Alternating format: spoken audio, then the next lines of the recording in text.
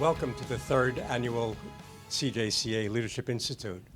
We're really pleased that you've joined us for what promises to be an opportunity to step away from the daily pressures that come with heading a state or a county youth correctional system, and to hear from national experts and each other about a movement that is long overdue in juvenile justice, positive youth development, bringing out the full potential of youths who are placed in your care.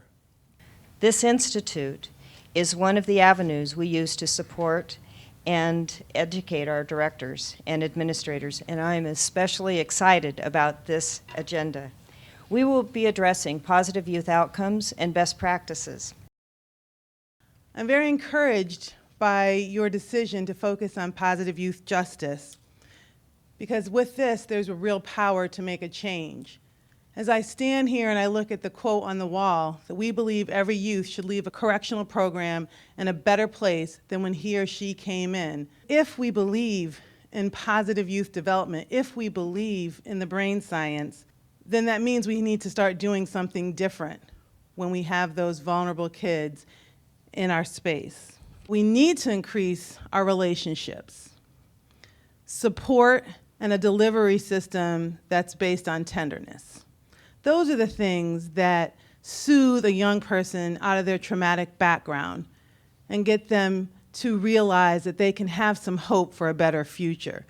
I was fortunate enough to join you here last year for the incredible panel discussion about solitary confinement. As I've told many people since then, it was, without a doubt, the best discussion and panel that I've ever participated in. It was more enlightened, more thoughtful, more forward-looking, more in-depth than any possible discussion I'd heard on the issue, and what you've done since then has been surely remarkable. You've taken the notes from that panel discussion and your many discussions that have followed, converted it to a toolkit, and I have to tell you, I do not believe that you've seen the full ripple effects of your toolkit, your work, and your leadership on this issue. It is really reverberating through the juvenile justice system, and I think it's going to have incredible positive long-term effects. So I've often stated, as have many other leaders in the field, that we ought to treat children in the juvenile justice system the same way we would treat our own children. I think we have to move in that direction, and I think positive youth development does take us a long way in that direction. What if we put aside this deficit perspective of adolescence and look beyond the problems? What if we looked at the talents, the skills, and interests of each young person, and we offered them the support they need to realize their full potential? Around this room, I've talked to so many of you who are already doing that. So I know I'm speaking to an audience that fully understands this and is leading the way. The studies on all of these evidence-based practice and program compendia are a function of investments. And I always tell people, think about research investment as like walking into a large, dark room with a flashlight, and the things you shine the flashlight on are what you think you know about that room.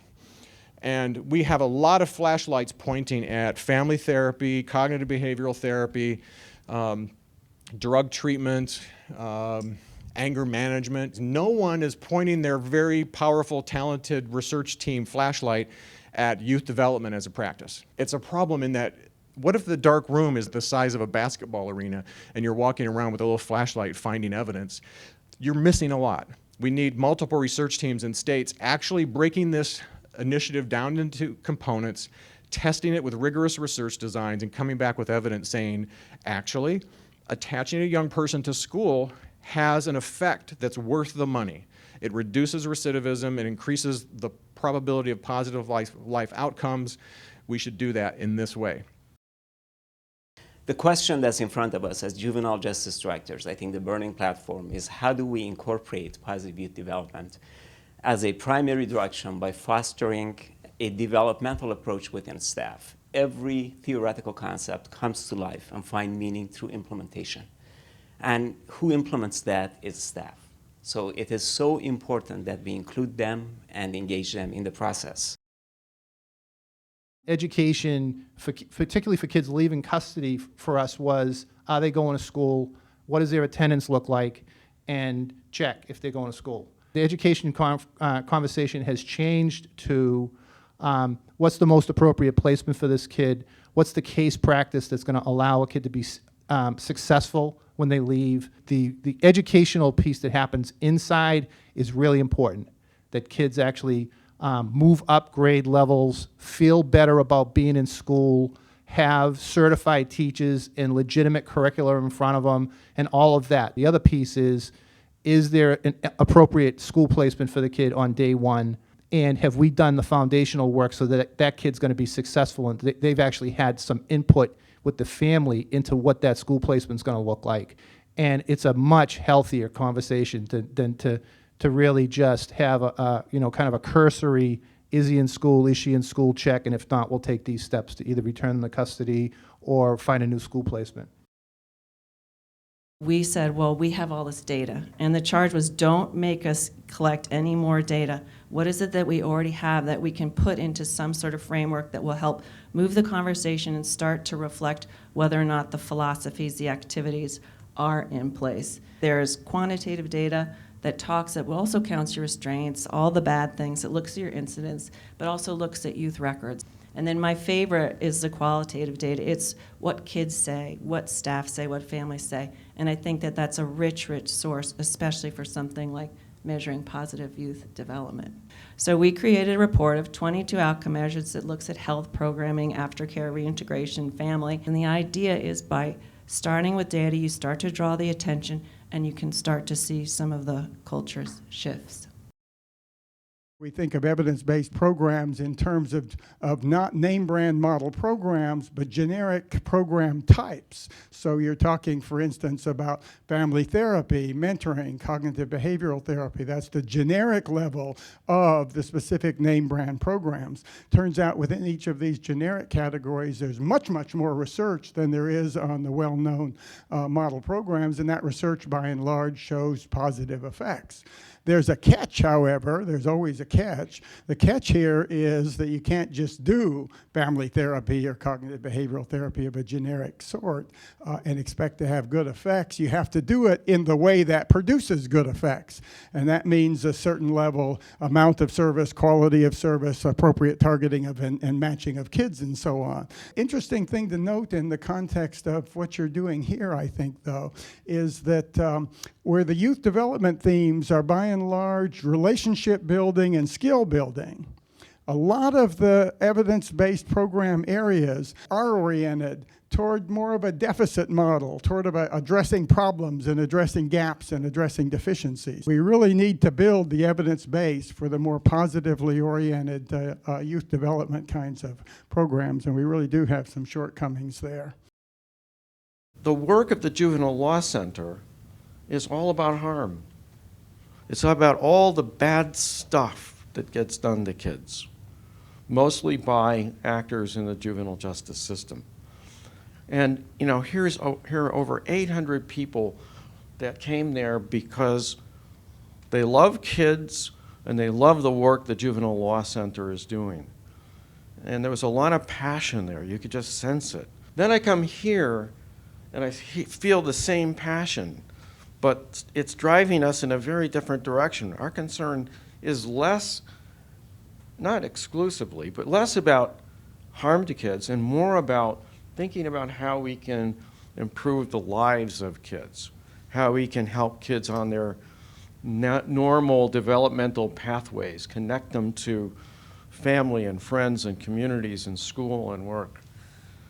And so the theme of this has been so radically different and yet is driven by the same set of passions. It's a different mindset. It's not about reoffending. It's not about bad things. It's about thinking of kids as growing, developing, immature, often kids who come from very difficult backgrounds. And the resiliency that you see in them is often amazing. That's a different mindset from what we're often directed toward in terms of thinking about all the negatives and the deficits in kids. I've heard a lot of information today, and I've lived through it. I've been part of this data that has been collected. When I first came in, I had the mindset of a young adolescent that didn't know how to communicate. And when you throw a lot of kids into a place where they don't want to be and they don't know how to communicate, the only thing they're going to do is lash out.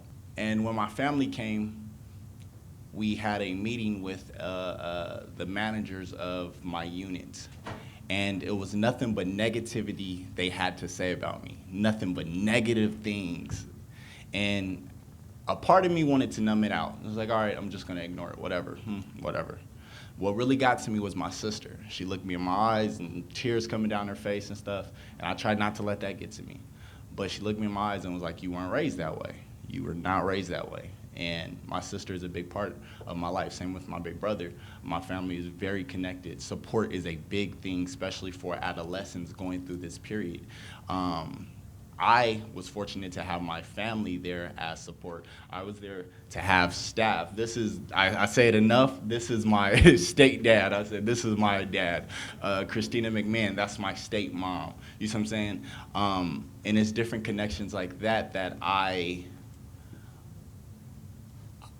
was able to have that helped me create a different ambition. It helped me to see a different light. Capital letters Power. You're now under the poetics jurisdiction. No berets, no turtlenecks, tights or leotards. I scream power as if it's the hardest thing I ever had to scream. I scream power for that tired little child who's scared to dream. Cause every nightmare allows the boogeyman to approach from under the bed or out the closet where the once upheld ambitions are now being held hostage. See, tell that to the boy wanting to be a man before the robbery of what the cost is. Tell him patience and hard work pays off, and that's how you become one of the bosses. And power's only gained when you're in the game and the ball's in your lacrosse stick. Bear with me, I'm trying to rearrange these ideas that are colliding like a mosh pit. I scream power. Steadily failing to succeed. I gave up the power to follow. Now I will take it back to lead.